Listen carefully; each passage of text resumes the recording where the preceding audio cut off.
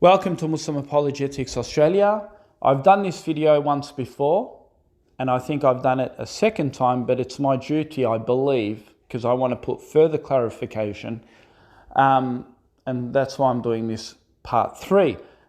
So it's about Muslim debates, engaging with non-Muslims on public platforms, on whether it's social media, whether it's on stage, on a platform, where organisations set up debates, things like you see where Dr. Zakir Naik and Ahmed Deedat have done in the past. And I personally, as a Muslim, I've always been against this. And I'll give you my explanation, of course. And, for brothers who go out and do this, good for them. But I believe personally, it's doing more damage than good. And I'll give you my reasons why it's doing a lot of damage. Firstly, true information and fact-checking it's not clarified in such debates. Why? Because there's time restrictions, information availability. There is not a single person, I don't care if you're Dr. Zakir Naik, I don't care if you were Ahmed Deedat, I don't care if you're Shabir Ali, I don't care if you're Muhammad Hijab, I don't care. None of you possess all the information on a particular subject. None. And if any of them come out and say, I possess all the information, then I'd say that they are misleading. Knowledge is ocean. It doesn't end. And that's the way we have to look at deep theological issues within Islam. The only people that should engage in this, and we don't see that often, is real high-end academia of a particular scholar. Unless you're one of those types that has almost 95% of the information within that particular subject, then I'd say maybe he could go for it. Now, you may say to me, well, why are you saying that? I mean, why do we require all the information? I mean, sure, you're not going to get everything 100% right. Well, here is the thing. These platforms have audiences. And a lot of these people don't care about facts. They're just interested in a boxing match. Who wins at the end of that match? And then Islam is judged upon who wins that match. So if Muhammad Hijabi beat David Wood, and a lot of Muslims say Muhammad Hijabi beat David Wood, okay. And then they're like, okay, now that equals Islam beating Christianity. Does it really? Does it really? Come on, let's be honest here. Does it really? Does it mean Islam beating Christianity, or does it mean Muhammad Hijabi beating David Wood's ignorance? So we need to be open and transparent and honest in our evaluation. These debates are set up to trap the opposition, trap the ignorance of the opposition. So I actually sit back and I think to myself, what are they doing? They're debating because most of the time, there are genuinity. There may be genuinity. He's trying to call people to Islam. He's trying to show the truth of Islam. But come on, let's be honest here. It's about numbers. How many people I can get following me. Sometimes how much money I can make out of this. I get all these followers. I gain popularity. I gain a bit more respect in the community. There's a lot of ego running behind it. And I'm not saying people like Muhammad Hijabi are motivated by this. I'm not saying that. I'm just saying that the traps individuals can fall into when they follow this path. I believe true academia is done on written exchanges. Rebuttals, responses, online, written information. So he writes to me, I write to him. That way, it gives the individual enough time to investigate, to analyze, to go back to the sources, to find out what exactly has been manipulated, to bring a counter rebuttal and a response. Unfortunately, people are too lazy to read. That's why they're more into the entertainment of a boxing match. Let's see Islam beat Christianity within 45 minutes or 2 hours, whatever long the debate is. Come on, let's be honest here. The Christian doctrine is full of information. The Quran is full of information. You can never say, I'm totally educated in the Bible or I'm totally educated in the Quran. You may say, I'm a Quran hafiz, so I know everything in the Quran, therefore I can come up with a response. Really? What about the tafsir? What about the differences of opinion based on that tafsir?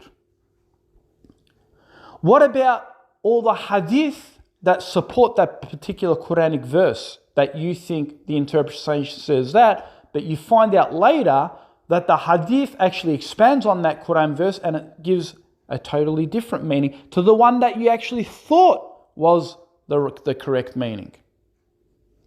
So there, you're sitting there debating that ex-Muslim or Christian or atheist, and you're giving a verdict on that particular verse online while hundreds of thousands of people are viewing this.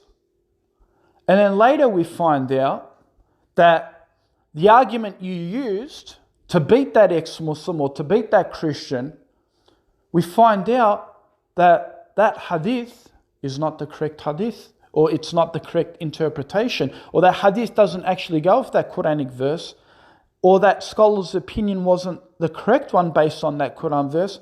And then who looks like the silly one? Who looks like the silly one? Well, that hadith is not authentic. Then you look like the silly one. Right? And what happens is, sometimes, like for me, for example, I personally, ex-Muslims have called me out to debate, and they know, I don't want to brag about myself, but I'm thinking ahead. I'm like, I'm not going to come to your platform. Why? I don't have enough subscribers as you do. I've got what? How many subscribers do I have? I've got about 1,000 and something subscribers. What have you got? You've got almost 500,000 to 1 million subscribers. So if we engage in a debate and you take sound bites, or I tell you, for example, I don't have the answer to that question, can you give me time to analyze and study and come back to you? People are going to laugh. People aren't going to accept that. People are going to say, I lost the debate. And even if I make a clarification video, who's going to come and watch it? If I've got 1,000 subscribers, no one's going to watch it. Or hardly anyone compared to his subscribers. And so I'm thinking ahead, and that's why ex-Muslims hate my guts, because they're like, we can't trap him. We can't bring him out onto our platform and trap him and take that soundbite off him to say, oh, look, we just exposed Islam. They know they can't do that with me. And they've been annoyed. People like Abdullah Samir or Harris Sultan. These individuals have been annoyed that I don't come out onto the public platform and debate them. And that's why, if you notice, if you look, I debate in text on Facebook or whatever social media, and I upload those texts because because when I respond, I constantly check information. I constantly check verification. I cross-reference. I'll let the answers marinate in my head before I give an informed response back. But in a public debate, you can't do that. They throw 1,000 questions and you're like, Oh, okay, I've got 20 seconds to answer each question. How do you answer 20 seconds each question? Some questions are so loaded that it needs to be unloaded and it takes a lot of time. So how can you just say, okay, I'm going to give you a 20-second soundbite? And this is why I say it's done a lot of damage to Islam, because any Joe Blow says, okay, I'm going to get up and debate because, I've just learned a bit of Islam from, this day and that day, and now I'm intellectually equipped to debate. And then he gets out and he gets slapped. He gets absolutely slapped. And he starts getting emotional and angry on the microphone. He's getting emotional and angry because he hasn't prepared. He hasn't understood that he's been trapped. And by the way, this isn't just for Muslims. This is for ex-Muslims and atheists as well who want to debate Muslims. I've seen ex-Muslims and atheists get completely humiliated. I felt sorry for him. Like, look at him. He just got completely destroyed. But deep down, I thought to myself, that argument the Muslim gave wasn't a very strong argument, because there's actually a counter response to that, right? Because the Muslim used the wrong argument. But if that ex-Muslim or atheist went and studied a little bit more and engaged in more of a written discussion, he would have given a more informed response against the Muslim. He wouldn't have looked as silly. So my criticism is on both sides. I'm showing that both sides expose each other. If you're really interested in winning debates against ex-Muslims, atheists, Christians, write articles, write responses and articles, write against them, open a page. Say you want to go after ex-Muslim Apus, for example. Instead of doing videos, write articles. Write to them. Take the hadith that they're misquoting and put tafsir, put the response, put the different scholars of what they've said and expanded upon that either Quran verse or hadith verse, and leave it at that. And then share that link with that particular ex-Muslim. Share it. And then wait for him to give a response. If he gives a response, if he's game enough to give a response, now you've got ample time to work with that response. You can then go back, go into a separate rebuttal and counter that. Because now you have time. You have time to analyze. You have time to verify. You have time. Because I've seen it so many times in these open debates. The ex-Muslim or a Christian or atheist, he gives a hadith, and the Muslim has got no idea that the hadith he produced, its isnad and chain of narration is broken, so it's a daif hadith. But the Muslim's trying to spend the next 5 or 10 minutes jumping up and down, mental gymnastics, as they call it, the ex-Muslim. That's why the ex-Muslim says, oh, he's having a mental gymnastics. This is why. Because he's trapped the Muslim. And instead of saying, well, that hadith you presented is da'if, and that's it, the argument is done, the Muslim is trying to now rationalize and give a response, and he's looking silly now on the microphone in front of the ex-Muslim audience, which is viewed by thousands, hundreds of thousands on their channels. Because like I said, being an ex-Muslim or a Christian, it's popular. Being a kafir, it's popular. If I became an ex-Muslim today, God forbid, may Allah protect me, I'd get 500,000 followers straight away. I know I would. I know I would. Especially if I start doing videos publicly. I know I would. Without a doubt, I'd get more followers than them. Because I'd say I've got 25 years of experience in Islam, and that's it. I would have over 500,000 followers plus. That's the reality. Ex-Muslim, being an ex-Muslim, the Christians, that the Westerners, they promote them very heavily. They fund them very, very heavily, unlike the Muslims promoting newly converted atheists or ex-atheists or ex-Christians into Islam. They're hardly supported, hardly invested in. And one of the reasons could be because, unfortunately, Muslims believe that, we're growing so rapidly, so fastly, that, there's no need to support such brothers. There's really no need, because we're winning. We're winning anyway. They're on that belief. I can assure you now that, let me give you an example. I used to join Pal Talk. I used to talk on the microphone and I would do debates. I've actually had, I think, 1 or 2 debates on there. And people are saying, oh, it must be because you had a bad experience and that's why you're doing that.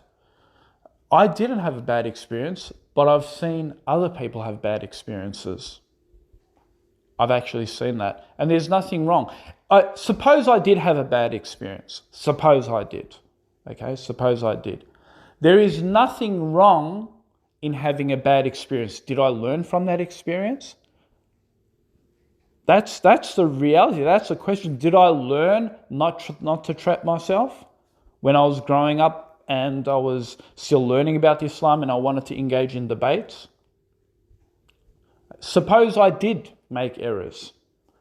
It's about learning from those errors. There's nothing shameful about that. So anyway, getting on topic, in these Pal Talk debates, where you've got the microphone and you're talking to someone through the microphone, whether it's a Christian or ex-Muslim or atheist or whatever it is. Like, I remember people constantly jump on the mic. They're like, they want to debate you, they want to talk to you, they want to whatever, they want to engage with you. It's really, really, a lot of entertainment, a lot of, everyone's got courage. Everyone's got courage, And then you call these people to a public debate, then the courage suddenly drops. It drops. Not many people are now willing to come forward. So all these people hiding their images, their faces, because you're not really revealing anything on the microphone on Pal Talk. Now they're all coming out, they're all out of the woods. You're like, where did this person come from? Where did that person come? They all want to contribute and debate. But as soon as you call them out to a public platform, they're not interested.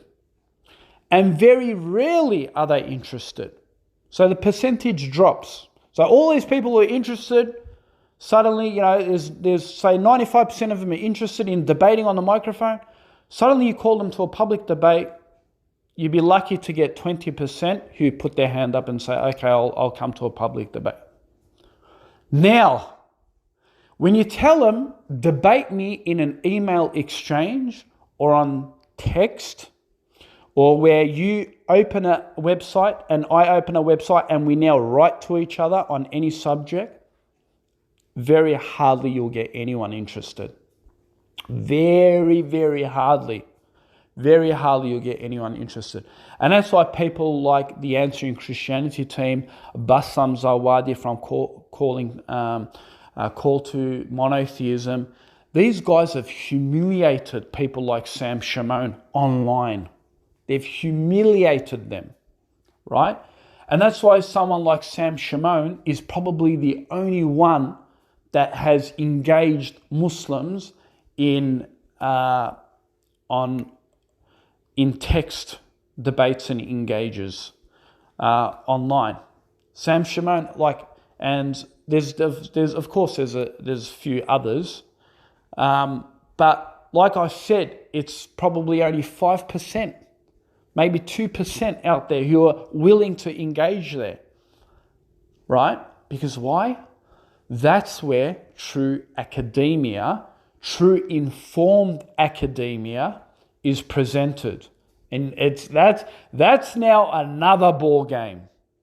That's another ball game. That is where the most difficulty is produced. But when I say difficulty, it's actually easier.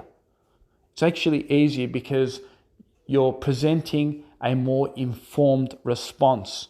There's no heated discussions. There's no swearing and getting upset, right? There's no room for that there. Because if you've got a response, you're going to write the response. If you don't have a response, you can't write one up. Simple. There's no shouting and yelling and screaming and carrying on the microphone because, you don't have the answer and now you're becoming very emotional. There's none of that. It becomes more professional. So if I could leave one advice to the Muslims is, unless you're a super duper scholar of a next level and you know almost every single point and reference upon that particular subject, say you're debating Quranic manuscripts and textual variances within the Quran, unless you know every single little diddle, then I'll say, kudos, go for it, man. No problem, go for it. But if you're not, and you're nowhere there, how dare you engage in such a debate where you could get trapped and embarrassed and you're just making Islam look bad. And that's exactly what these atheists and Christians and ex-Muslims feed on. They feed on your ignorance so that they can make Islam look bad, which is causing more damage to the din. One of the reasons why so much misinformation has been spread about Islam is because every individual puts their hand up as a Muslim and says, I'm going to go and speak to the media because you know why? I'm going to defend the Muslims. Yeah, Aki, I understand you want to defend the Muslims, but you have peanut knowledge on Islam. The guy's going to give you a curveball response and you're going to be humiliated on the media and exposed to the rest of the world, and you're just going to make Muslims look bad. And that's why there are tons and tons of material out there on social media where it says, this Muslim couldn't answer, that Muslim couldn't answer, this guy, he just exposed himself, this Muslim got humiliated on the subject of apostasy, he had no intellectual good response and he got refuted. And you're like, and the videos don't end. And so what are you doing, brother? What are you doing? Why are you, or sister, why are you giving them that opportunity? Why? So there's no wisdom, there's no akhlaq, there's no understanding. It's just, it frustrates me and it makes me angry